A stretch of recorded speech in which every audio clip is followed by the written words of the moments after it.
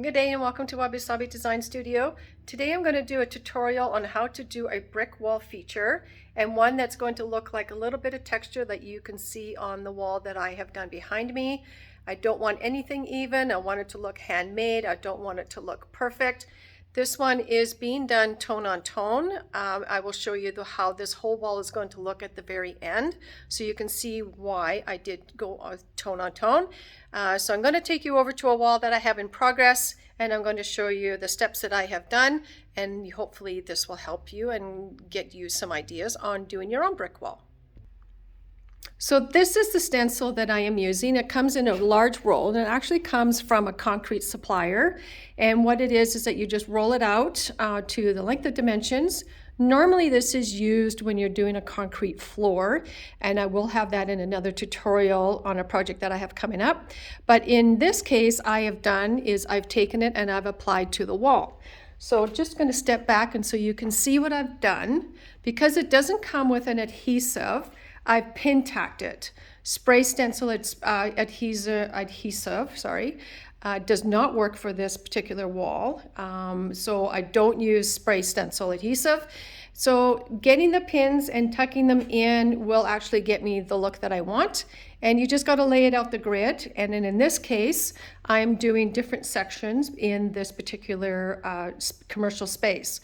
So just to get a little bit of a closer look, just to see what I've done. And now I've already put some of the drywall spackle, and I'll show you how I came up with my recipe formula so that you can then know what you need to do. Lessons learned, I can let you know what I have done in the past.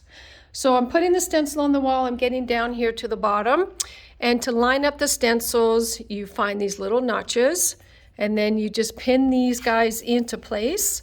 And then we were going to then put the layer of spackle on. Now it does provide some really nice texture here, and nothing looks even, which I did not want to have. And I chose not to do panels because I do not go wall to wall on this one. And there was nothing else that was going to suit the look that I wanted on here.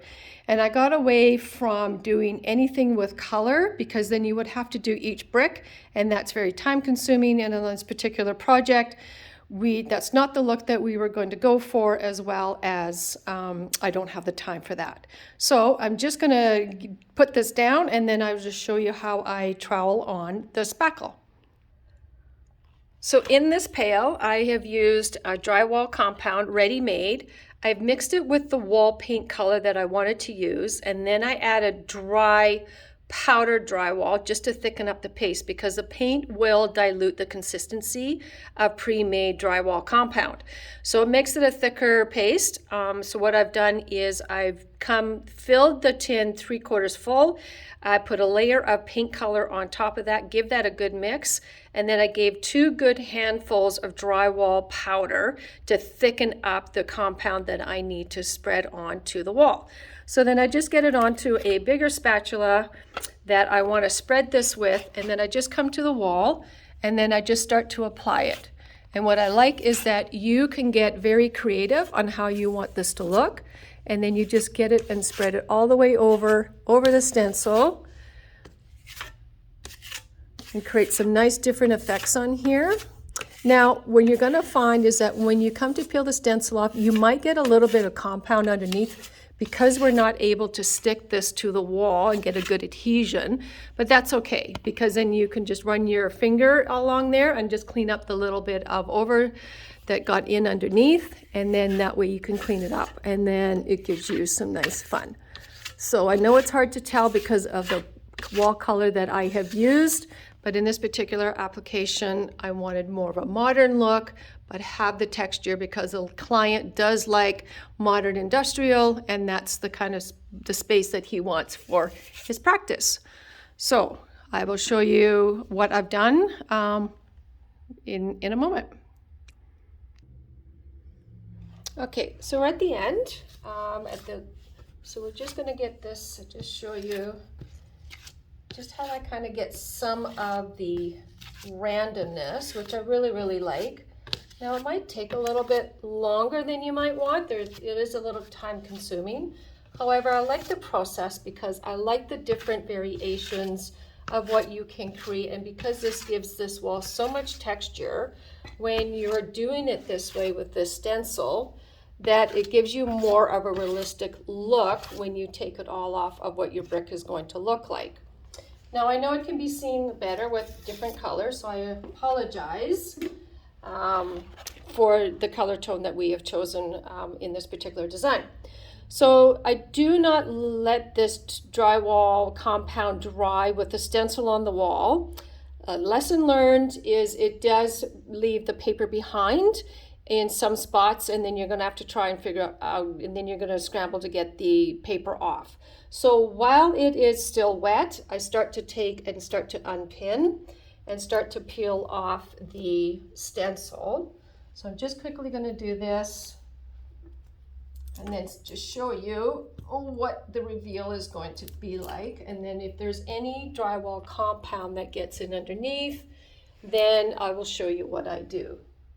So then I start to peel off, and you can kind of start to see, I do have a couple of areas, but you can see the texture that you're getting out of here.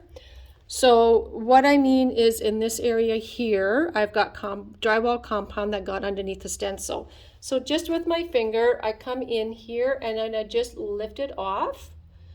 And then sometimes what I do is if I find a bare spot in the tile, I just kind of go in here and fill those spots and just blend it in. And if you have nothing, you can just go in and then you just wipe it off. But it just helps you clean up. So the other option that you can do when you're dealing with the stencil is your background color can be a different color to your stencil. But because I did this as a tone on tone, it's the same color in my background as it is for the stencil that I wanted to create.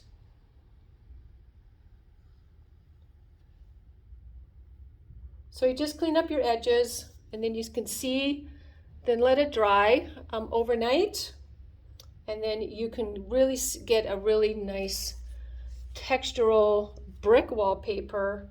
It looks like it's brick. It looks like you used brick pieces. The realistic look on this just wows everybody who has a look at it. So hopefully this is something that you want to tackle yourself. It's very easy to do, just time consuming. You can get creative with different colors, but if you did this and then came back with colors, you're doing it brick by brick. You can play around with the colors on that one. And I like the different variations if you were to play around with your colors. So hopefully that inspires you to go do your own. And if you like this video, please give me a thumbs up and a like and a follow and a share. And until next time, thank you for watching.